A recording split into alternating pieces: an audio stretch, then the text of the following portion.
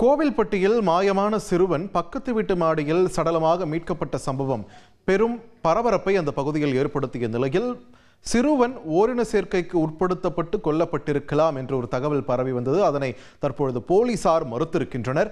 இது தொடர்பான முக்கிய செய்தியை நாம் பார்த்து வருகிறோம். கூடுதல் விவரங்களை வழங்க இணைகிறார் எமது செய்தியாளர் சதீஷ் முருகன். சதீஷ் முருகன், வணக்கம். சிறுவனுடைய இந்த கொலை விவகாரத்தில் தற்போது வரை கிடைத்திருக்கக்கூடிய தகவல்கள் என்னென்ன, விரிவா பதிவு பண்ணுங்க. தூத்துக்குடி மாவட்டம் கோவில்பட்டி காந்திநகர் பகுதியை சேர்ந்த கார்த்திக் சுந்தரியின் தம்பதியினுடைய மகன் 10 வயது சிறுவன் கருப்பசாமி என்பவர் கடந்த திங்கட்கிழமை மாயமானார். இந்த நிலையில் நேற்று காலை அருகே உள்ள வீட்டில் மொட்டை மாடியில் உயிரிழந்த நிலையில் உயிரிழந்த நிலையில அவருடைய சடலம் கண்டெடுக்கப்பட்டது பெரும் பரபரப்பை ஏற்படுத்தியது. இது தொடர்பாக மாவட்ட எஸ்பி முதல்ல காவல்துறை அதிகாரிகள் தீவிர விசாரணை மேற்கொண்டு வருகின்றனர். இந்த நிலையில சிறுவன் ஓரினை சேர்க்கைக்கு உட்படுத்தப்பட்டு கொலை செய்யப்பட்டிருக்கலாம் என்ற தகவல் பரவியது.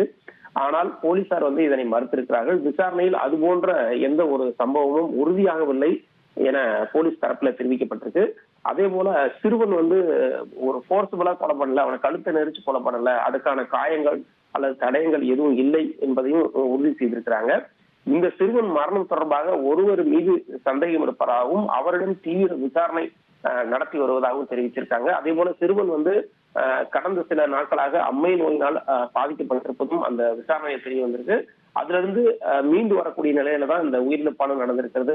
எனவே சிறுவன் மூச்சு திணறல் காரணமாக உயிரிழந்திருக்கலாமா என்ற கோணத்திலும் தீவிர விசாரணை நடத்தி வருகின்றன.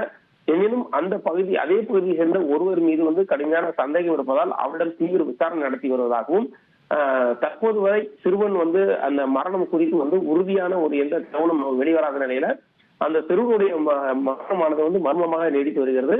இது தொடர்பாக போலீசார் தீவிர விசாரணை நடத்தி வருகிறார்கள். சந்தேகத்துக்குரிய ஒருவர் மீது அவரிடம் தீவிர விசாரணை நடத்தப்பட்டு வருகிறது. நேற்று காலை சிறுவனுடைய சடலம் கண்டெடுக்கப்பட்ட நிலையில தற்போது வரை இது மர்மமான மரணம் என்ற வகையிலே தொடர்ந்து கொண்டிருக்கிறது. தொடர்ந்து போலீசார் தீவிர விசாரணை நடத்தி வருகிறார்கள். நன்றி சதீஷ்மணி, உங்களுடைய விரிவான தகவல்களுக்கு. செய்திகளை உடனுக்குடன் தெரிந்து கொள்ள உடனே சப்ஸ்கிரைப் பண்ணுங்க.